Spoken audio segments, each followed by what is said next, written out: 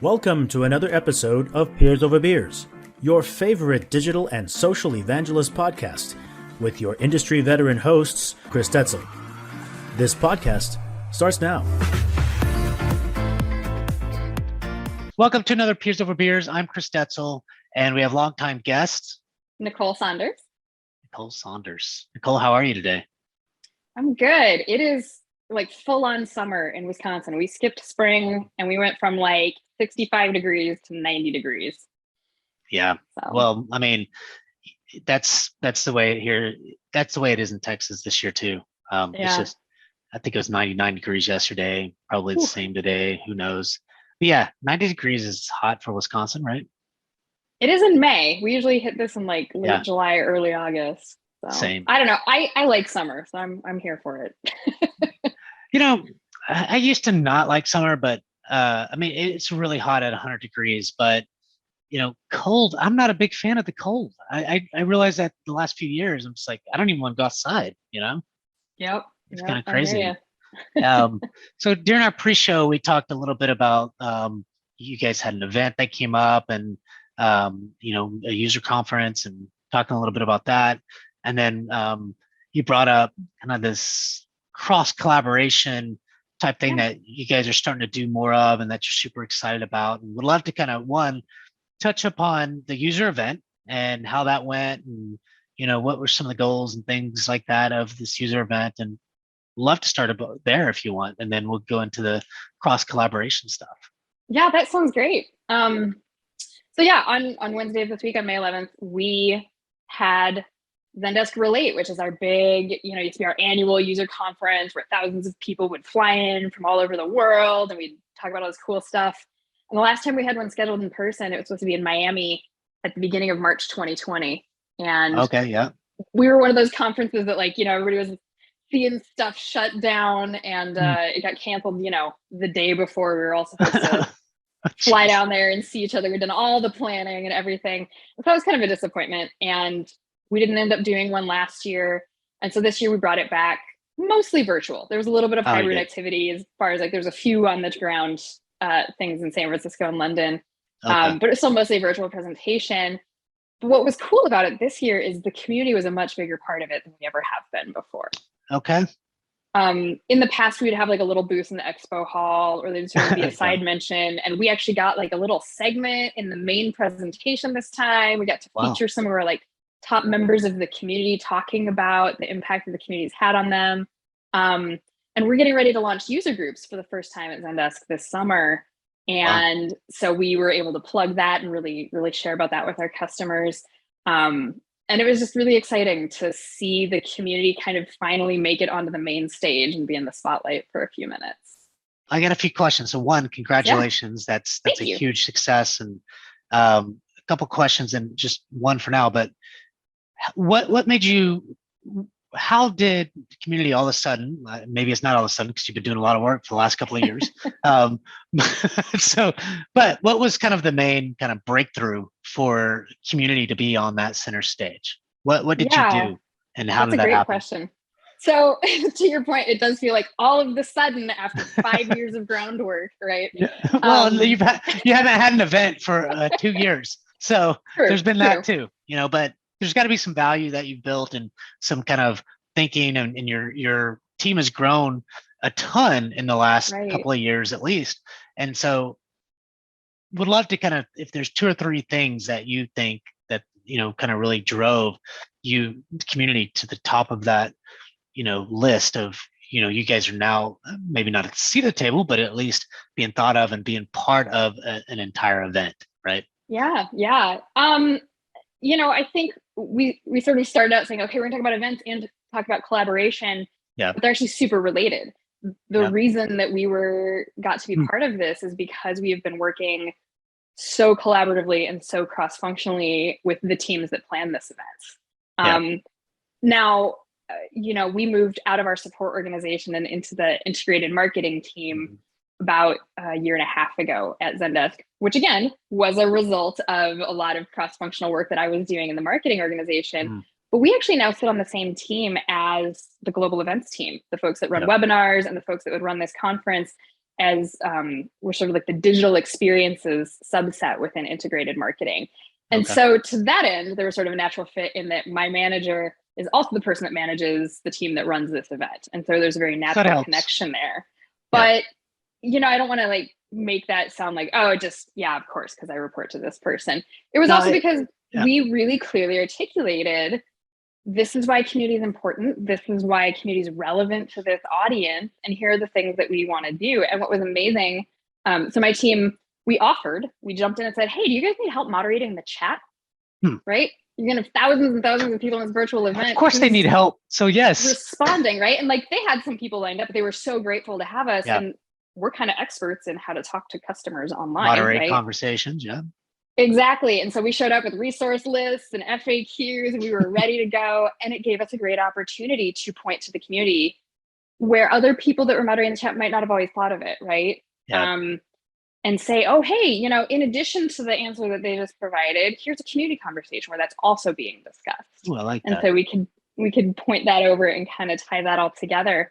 But it was that stepping up and volunteering to help and volunteering to support it. And it was so cool because in the chat, there were all these customers. They actually had to like kind of put a stop to this after a little while because it was getting spammy, but everybody was like, I would love to connect with other Zendesk users. And everybody's posting their LinkedIn profiles. Which got a little bit too much, but I was like, this is amazing. Look at all of these people that are sitting here saying, I want to connect with other users. How do I do it? And we were right there being able to say, hey guys, you know what? Let's not spam each other on LinkedIn. Everybody go on over to the community and follow each other there. Log in there and this whatever. Great space. You can all find each other. So that was really cool. It was really exciting to see that. And it was funny because it was one of those connections that like in the past when they've done webinars and things, I don't know that there's ever been that moment of like, hey, if y'all want to connect, here's the place to do that. And because we had stepped up and volunteered and were there, we were able to help point customers to that resource. Did you see a lift in registrations or whatever and users coming to the community that day? Cool. It wasn't quite as big a bump as I might have hoped for. The thing to always keep in mind with these things is people show up to them for a lot of different reasons. And there's so much information that gets thrown at them, right? They're getting all the information in the chat, links to the community, links to user groups, links to product announcements, links to sales things. But and the cool thing is like, I think we're going to continue seeing it. I think we're going to see a residual thing because one, since it was recorded, I think a lot of people will end up watching it after the fact. And so instead of it being like a one-day thing and it's over, we may see residual effects from this for a while. And then the other thing that we did that I'm super excited about and super proud of was we went through and we figured out what all of the features and product releases and things that were getting announced at the conference were. And then we went ahead and scheduled deep dive events like AMAs in the community over the next couple of weeks. Because of course, at a big conference like this, each of these things gets their like 3 minutes on stage, right? Yeah, hey high guys, level. we're doing this thing. Look for more information soon. And then we were able to jump in the chat and be like, and join us in the community next week for an AMA with this product manager. And that's, I think, just been like a really great connection. But again, it wouldn't have come out if we weren't being cross-functional with the events team, with the product teams, with all of the people that were putting this content together.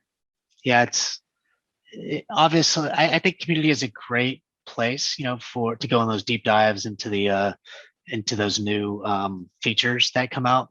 I've been doing that, ever since I was at Imperva, because the thing is, they'll spend an hour on the product release and it's really cool stuff. And it's just like, you say 2-minute things around each release or each, enhancement or whatever it is, new feature, and it's like, dude, this seems really good. Can we go in a deep dive? And they're like, yeah. What I do is, and I'm sure you guys do some of this, is on those, you call them AMAs. I kind of put them as AMAs, but I tell the product manager to say, hey, we need to go a little bit deep. Let's say about 10 minutes, 20 minutes worth of stuff about this. And then, people are just going to ask a bunch of questions. That's just what's going to happen. This way, I don't have to do a lot of, pre-questions and everything else, because it just then becomes supernatural. You know what I mean? Because sometimes they don't know what to ask until they hear more about the feature. Exactly. And so we do the same kind of thing, like a little sort of like give them a little taste, give it a little bit more information. Also, not everybody coming to the event, like they may have missed the previous announcement, right? So we got to do that sort of recap for them. But they've been really popular, and we found that there's not a lot of other places that customers can get that like how to implement it, right? Nope. There's a ton of marketing information out there. There's a ton of stuff in sales about why you should get this and the Some cool things it could documentation do. that goes, here's some code and how to do all this stuff. Yeah, but like when it's like, hey, let's talk through this and I need to see a demo and like, how do I set it up and when's the right time to do that and all of those pieces, we find that there's just such rich conversations that we're able to have. I think it's also access to the PMs. So what community brings, like for Reltio, is never before have you had a chance to talk to your peers. Never before have you ever had access live with the product managers, with the PS team, with, our CTO at scale, right? Like now 50, 80 people can come to these things, to these webinars and have access, direct access to these people, if you want, and so those things are highly valuable and people love that stuff, so love that you're doing that. Then you mentioned user groups, and we'll get to the cross-functional thing here in a minute, but you're starting that this summer. What does that mean, and how do you?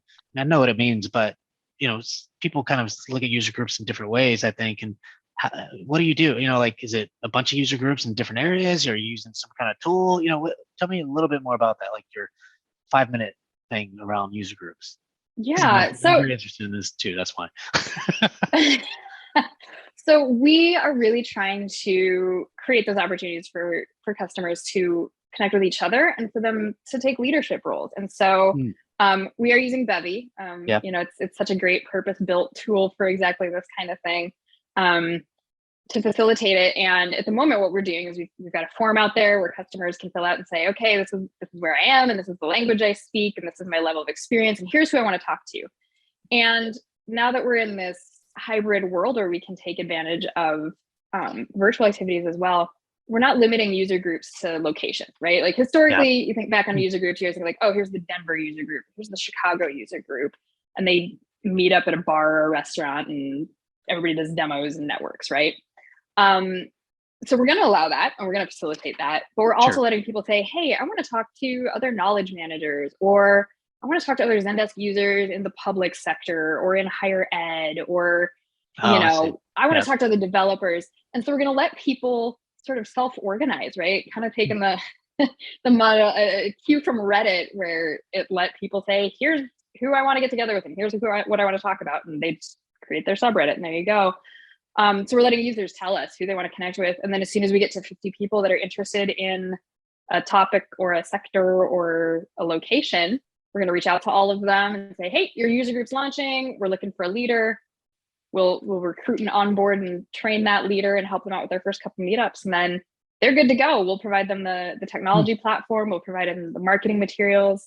On a quarterly basis, we're going to have a little town hall for all of our group leaders and share, here's some stuff that's coming up at Zendesk, and here's some content and some themes you can follow if you want, if it's appropriate for your group. If your group wants to talk about other stuff, that's fine too. But we want to make it really easy for these groups to be successful. And there's just been a ton of excitement about it. Every week we're hearing from people that are really excited. I'll be very interested to see how it goes. Because I'm very interested to know more about this and maybe go deeper at some point, because this kind of goes along the lines of community-led growth and the things that I'm talking about. Like, I mean, this is within your community that's using probably Zendesk and things like that. But, I also want to kind of think about, for us, like Reltio being kind of when I think of community, I've got this technical community that are talking about, Reltio product and trying to solve problems on, how to do this thing, which is good. It's a very important piece. But there's also this huge community that we're not even talking to and getting to know that is outside of Reltio, but that focuses in on those data problems and those data things that at some point could be a Reltio master data management type of conversation, right? And so, how do you get those thought leaders, those influencers, those industry experts within the data space to kind of really be part of that particular community and giving them opportunities to speak to each other, to speak on, put them on some podcasts, throw them, in a live session like this, right? Like, it's like you and me are doing this thing, right? About community leader stuff, right? I want to do this with data people, like I want to have a podcast video. I even want it live, like let the other community people come in and let them ask questions, but this could be on, then you can reproduce the content in both audio, video, quick hit, then you create, really good blogs and stuff like that. But, to me, it's, there's a bigger community out there than just your just Reltio kind of, or even Zendesk type of product community, because I think you reach more users that way. And then now community now becomes a growth lever for your business, right? And then marketing loves you. So yeah. No, and I mean, that's something that we talk about a lot too, is how do we move those conversations from just being these very like technical product specific things, which we never want to move completely away from by any means, right? Like we always want to give people that opportunity to do that, but how do we also talk about some of the bigger business problems that are more broadly applicable? What are the outcomes that you're getting from solving these these problems? Like you've been doing this for a while, that's great. What are some of the problems that you've solved? What are the outcomes? Who else in the business? So it can't just be, who are you working in the business? Oh, you're working with marketing, or you're working with the data governance team that's not in IT to solve these problems and doing this, that, or the other, and that kind of stuff is where I want to kind of get to. And so I think for me, I've been kind of talking to my leaders, and I think the right way is to spend 30% of my time on this technical community. I'm one person, so, I can't do it all, but then spend 70% of my time of trying to really have these kind of conversations at the higher level, because, I think that's where the bigger bang for the organization for the buck, like I'm in marketing as well. So, like I said, like you said, technical community is super important, and there should definitely be focusing on that. But I think being in the marketing team and really trying to integrate with them directly, for me, is probably going to be more of around, that thought leadership, stuff like that. So, so let's talk about collaboration, or I guess cross-functional teams and doing more of that. I mean, I think community people do a really good job of that already, right? 100%. I mean, you think about all of the aspects of a business that community can plug into, right? Maybe you're doing product feedback, you're talking to product org, you're getting feedback not just on the product, but on the experience with the company. And so you're talking to your voice of customer team. Most of us sit in marketing departments, and so we're touched into all of those areas. A lot of communities are focused on technical support, so you're dealing with that. Maybe you've got a developer community. There's all of these parts of the business that we sort of naturally need to work with. And what I've really found, particularly as I've gotten more senior in the company, is that I kind of have like a perch where I can kind of see across the business in a way that a lot of other teams and leaders don't necessarily have the opportunity to. They're pretty focused on their specific area. That's right. And so I really am able to see where there's redundancies happening or where there's connections that can be made. And so my team and I really made it our mission this year to be as collaborative as possible, and to find those opportunities where it's like, hey, did you know that there's 6 teams planning webinars based on product launches?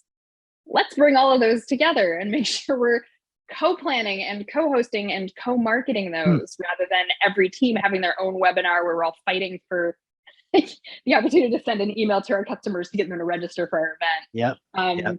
I like that. We're actually, for the first time next week, we're going to bring all of these teams together. We're going to co-plan our events for the second half of the year. And I'm so excited to do this, because I think it's going to help everybody's programs be a little bit more successful. And it's going to be way easier for customers. They don't care which team is running a webinar. They don't need to have different registration methods and different websites and all of these things for, here's 6 different ways to talk about one product. So I think it's so key. And for us, what we've really seen as we've gotten more and more collaborative and more cross-functional is that we aren't fighting for buy-in anymore. And people are starting to think of us. And, the conference is a great example of one of those outcomes where, because we've been really making this effort to get out there and work with everybody and support their programs, we don't have to fight as hard for attention and for, to be part of the conversation anymore. That's awesome. We kind of have that problem too, is, you've got some folks in the marketing team working, doing some webinars that are, it's focused on Reltio stuff, or, like some industry specific or vertical specific kind of stuff. The community is doing this webinar over here, products, we're doing kind of their own stuff. And, it's like, how do you bring, not all of it, but how do you bring some of that together? Because there are some differences between the two, but like you said during our pre-show, we're having webinars that are the same stuff, and it's like we're inviting the same customers to the same stuff, like so. Well, I'll never forget. There's like a year ago where we had this one product manager that was going to come be a guest speaker for our thing. Yeah. And as we were doing the prep stuff, he's like, "Oh yeah, this is just like how this other team is doing it. I'm doing theirs on Thursday." And we were like, "Wait, what? Mm-hmm. Why are you doing 2 webinars on the same topic in the same week at the same company?" Like, yeah, I mean, look, one could be for prospects, right? And maybe community isn't focused on prospects, and maybe there's a selling type of opportunity. Like some of one of our marketing folks, her focus is using Bright Talk, and Bright Talk is a platform that you do webinars, and then people, I guess, log into Bright Talk, and there's the whole community of or whole tons of people that they can reach out to get onto that. And so when I think of the community webinars, I don't really think of Bright Talk being in that, right? It's just that's a different thing. But I agree with you. I mean, that has happened here too, and I think I love that you're trying to do. Was it you that did that, or was somebody on your team that kind of brought it all together, or how did that? Is there a little story behind that, or not really?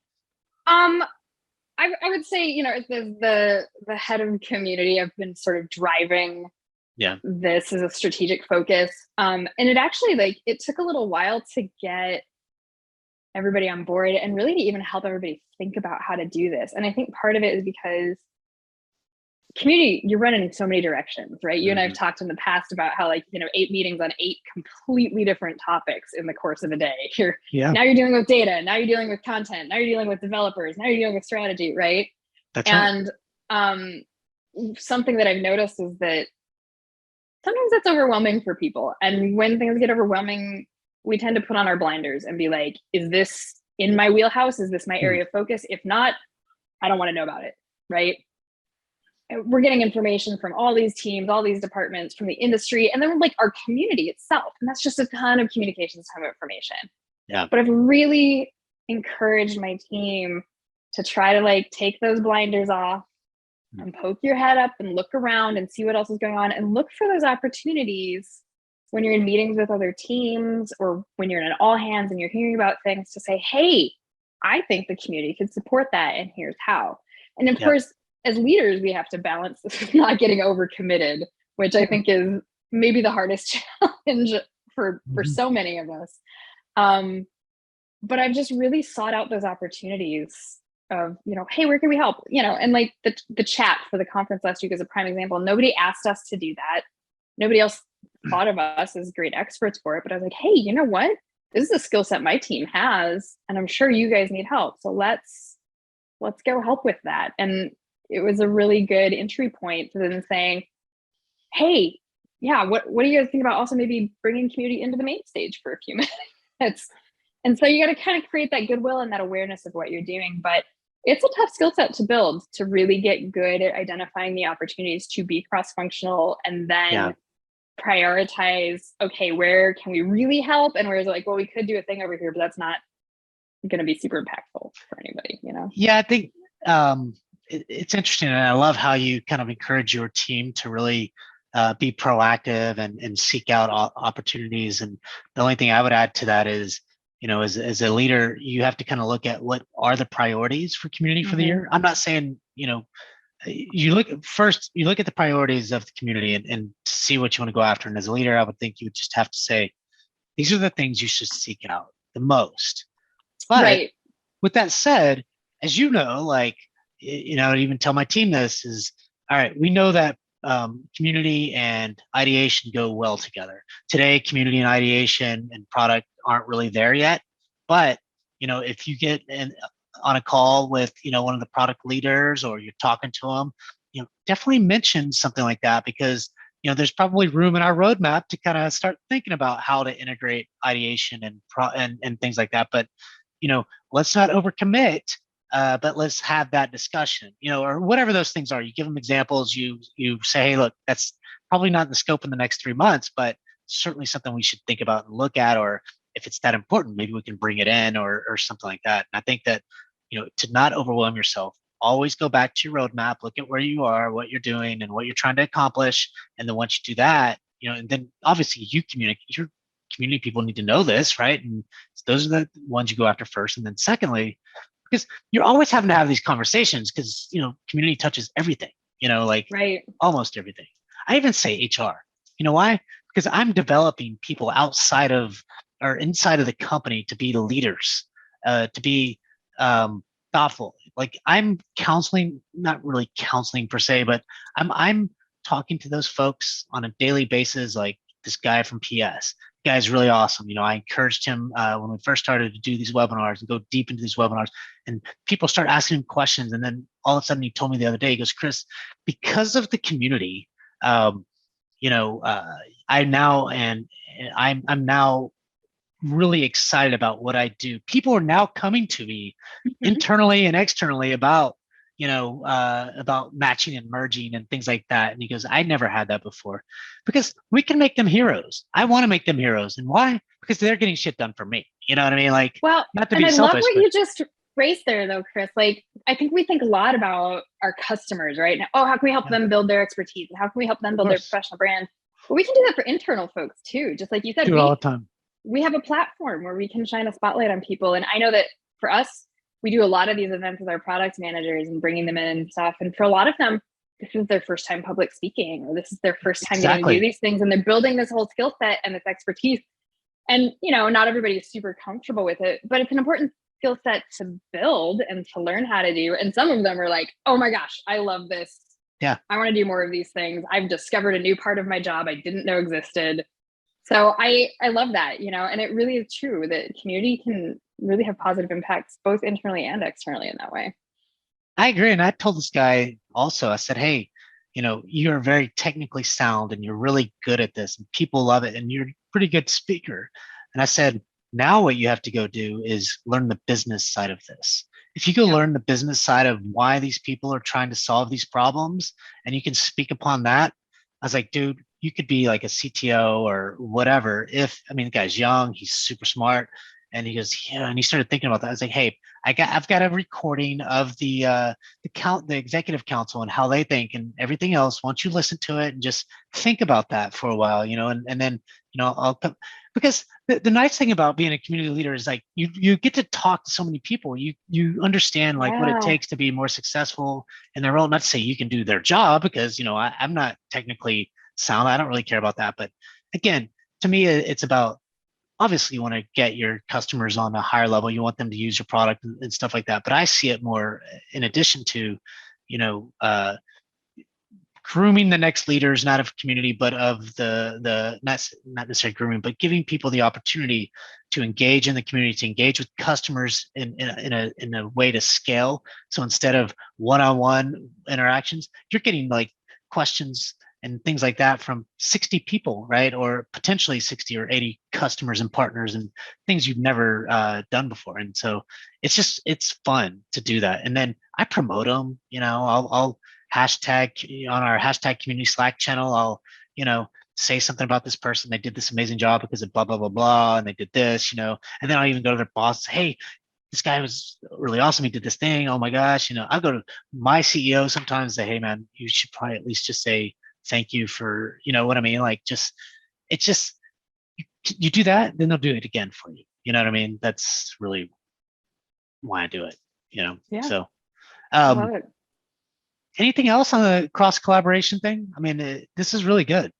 Yeah, I think a key thing to highlight, like you said, is knowing what your priorities are. And it's so important that we know what our priorities are so that we can identify the places where, like you said, this is a good opportunity for me to collaborate. This is something that supports my roadmap. And like, that is a really cool thing that we should put on the backlog for the future.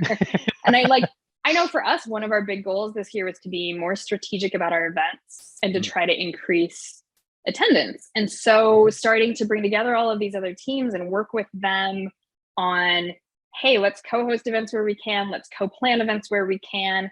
And we're actually finding ourselves now in a role where we're advising some other teams that are like, "Yeah, we're seeing really low attendance at this event." We're like, "Oh, well, have you tried XYZ?"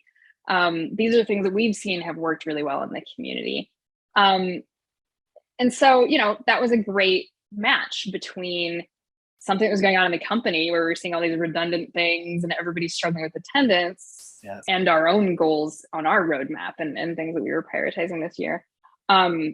We're also trying to, well, I shouldn't say trying to, we are relaunching a customer advocacy program to really help highlight those brand ambassadors. And we are co-hosting it with the customer marketing team, which sits sort of within a different part of our marketing organization. And we had a lot of conversations at first that were like, well, who's going to own this and who's going to lead it and how's it going to work? And we were really intentional about saying, we really want this to be a 50-50 co-ownership joint thing. We want it to serve your needs. We want it to serve our needs. We're going to split the budget. We're even looking at splitting a team member to sort of work on this project on both sides.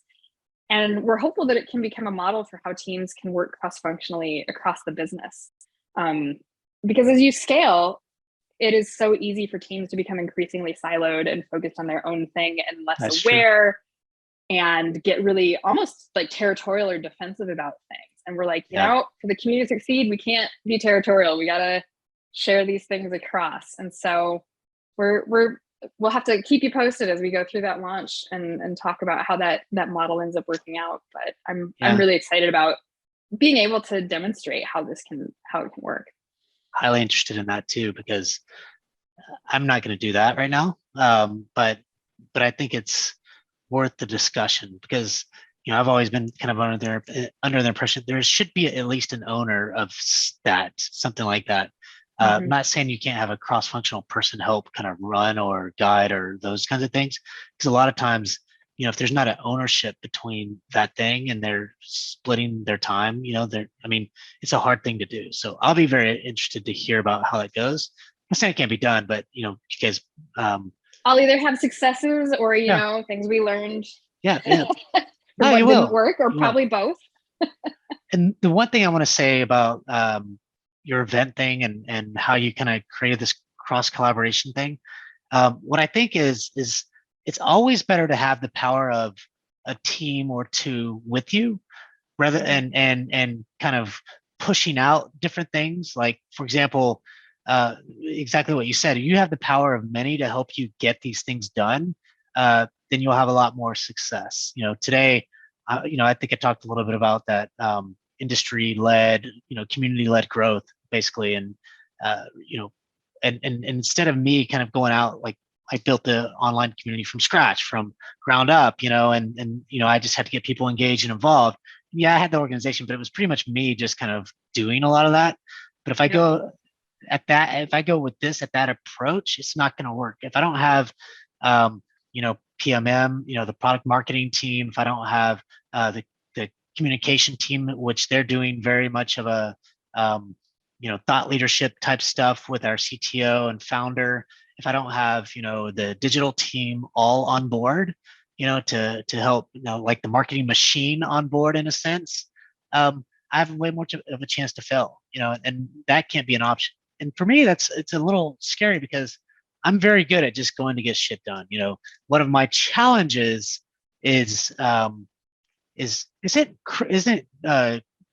collaborating cross-functionally. It's more of collaborating with those leaders that, you know, the VP of PMM, our CMO, our, you know, his team, and then the chief communication officer, and what they're doing. And if they say, yeah, let's go do it, but we need these high level things of what we're trying to accomplish, what we're trying to do, the things I'm not really, you know, yeah, we're just trying to accomplish these things, you know, and if you have some really good strategic vision, a good strategic, you know, outline for them, then if they're on board, they're going to help you socialize it on social. They're going to help you market it through email. They're going to push things on the main website to get that out. They're going to just help you do a lot of different things at that level. And so those are things I'm learning today. And I think it's highly important, Nicole. And I think it's really awesome that you guys are doing that. Yeah. I mean, and it is important to like raise some of the challenges of working cross-functionally too, right? Oh, yeah. I think when you're doing things as a team of one, or when you're doing things just within your own team, you can move much faster. Yeah, you can just do things the way you want to do them, and you're not burdened by other people's timelines, other teams' priorities, the corporate process, right? That's right. It feels like everything we do these days, you got to like put out a proposal and that's got to get prioritized and, all these things. And so it goes much slower. And I know that was some resistance from some of the folks that I work with initially when we started doing cross-functional things, like, oh man, this was so much easier when I could just do it. And now I have to like wait on other teams and they've got other priorities. Yeah. And so, I think it's important to call out that like collaboration is so important, and you do get those additional resources and that additional visibility. That's and right. It's overall going to be a better outcome for your customers. But it's also true that like it takes some effort to identify those opportunities, to prioritize the right things, and then to actually keep the project moving forward. I think a key to that is, we talked about knowing your priorities and showing up to recognize things, but also always showing up with a point of view. I think the biggest mistake that I see people make is they're like, okay, I want to be collaborative. And they show up to the meeting like, all right, so what should we do? And it's like, no, you should show up and say, hey guys, here's how I think we should collaborate. Here's how I think we can work together. I've spent some time looking into your program. Here's how we can contribute. That is so good. And that is, I completely agree. It's such a key. It's such an important aspect of it. And so, I'm doing a lot of research and reading right now, and I'm looking forward to starting to put out some more materials about like how to work cross-functionally, because we all talk about the importance of it, but we don't always talk about those challenges or like what that really means and what's the legwork you need to do to make it happen effectively. Today you're just speaking my language. Is so crazy. And it's because I've had a lot of these conversations as of recent. Like one of the conversations was, I also own the Reltio Executive Council, right? And so there's always recruiting that goes on because people fall off. There's agendas you have to build. There's all kinds of different things you have to do and everything else. And so, and the other piece is I have to work with my executives here at Reltio to contribute content to, like we have our CTO and founder. You can imagine how busy that dude is, right? Like, but I have to get on his calendar and say, hey, what do you think the agenda should be? Or how do you think we should recruit? I got to talk to our chief customer officer. Hey, we're looking at recruiting these people. What do you think about whatever? And same with the CMO. And so they give these high level views, right? And I'm like, all right, so I'm going to take a different approach. And so my approach now is, you said it perfectly, is you have to have a point of view. And it actually could be completely wrong. Like, it doesn't matter. Like, you just say, hey, this is what I think, like from a recruiting standpoint. Here's a list of accounts. This is how much they spend. This is, the opportunity. And here's the names and everything else. Here's the list. Should I go after those? And and I would say something like, if you say if you say no, or if you don't say anything, I'm going to assume this is the list. If you do say something, great, we'll change the list. We'll do whatever you say, it doesn't matter. And so that's what you have to do, is you come up with kind of the process, the thing you think it should be, even if it's completely wrong. Just come up with the point of view and let them react, and then change it from there, because exactly. But you have to show up with something for people to respond to, right? Because they won't know. Nobody knows. They don't know. So it's like, just make some shit up, and see what they say. It's best to show up with what you think is actually going to work. But if you don't know, come up with an idea. Look, show up with something for people to work with. Fair enough.